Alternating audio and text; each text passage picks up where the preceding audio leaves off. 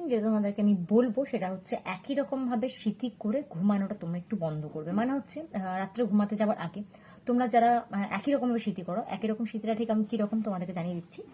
মানে ধরো তোমরা প্রত্যেকদিন মাঝে সিঁথি করো, ঠিক আছে? তো মাঝে সিঁথি করে করে করে করে কি হয় জানিস, এই যে জায়গাটা রয়েছে সেই জায়গাটা না কিছুটা কিছুটা অংশ তোমরা নোটিস করে থাকবে সে অনেকটা মানে হেয়ারফল হয়ে যায়, যার কারণে এই জায়গাটা অনেকটা ফাঁকা লাগে দেখতে।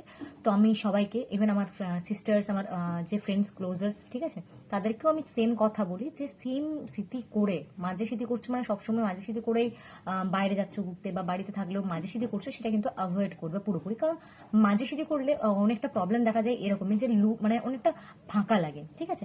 তো তুমি যদি আজকে মাঝে স্মৃতি করে ঘুমাচ্ছো তাহলে এটা নোট করবে যে পরের দিন তুমি হয় বাঁ দিকে নয়তো ডান দিকে, দুটোর মধ্যে কোনো অন্য দিকে করে স্মৃতি করে ঘুমানো। জাস্ট লাইক দেখতে পাচ্ছ তোমরা, আমি এখন মাঝে স্মৃতি করলাম, নর্মালি যেরকম টাইপ আপ করি সেরকম টাইপ করে ঘুমালাম, ঠিক আছে?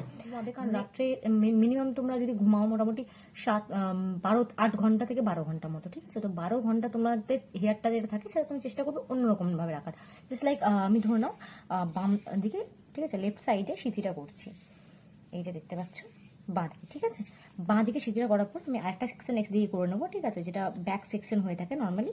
তো আমি নর্মালি এটাকে ব্যাক করে নিলাম, ঠিক আছে?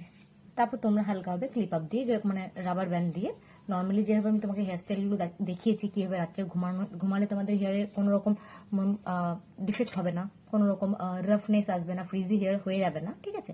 তো এরকম ভাবে ঘুমালে কি হয়, তোমাদের হেয়ারটা অনেকটা পরিমাণে গ্রো না হলেও মানে ওই চুল পড়াটা বন্ধ হতে পারবে।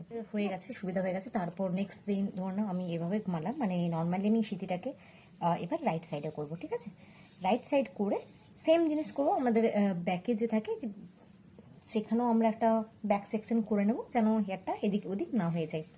তো এইভাবে তোমরা যদি প্রত্যেক দিন মেনটেন করে মানে হেয়ার স্টাইলটাকে চেঞ্জ করে সিঁথিটাকে চেঞ্জ করে করে ঘুমাও, তো তোমরা দেখতে পারবে যে একই জায়গায় যেখানে হেয়ার ফলটা বেশি পরিমাণে হচ্ছে সেটা হওয়াটা কিন্তু অনেকটাই কমে গেছে, এবং এবার সামনে যে ফাঁকা অংশ হয়ে যায়, ঠিক আছে, সেই ফাঁকা অংশটাও কিন্তু অনেকটা পরিমাণে কমে যাবে।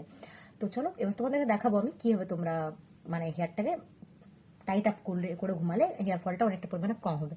সাবস্ক্রাইব করো, নেক্সট ভিডিওতে অবশ্যই আনবো। তো এখনকার জন্য বাবাই গাইস, ভালো থেকো, থ্যাংক ইউ।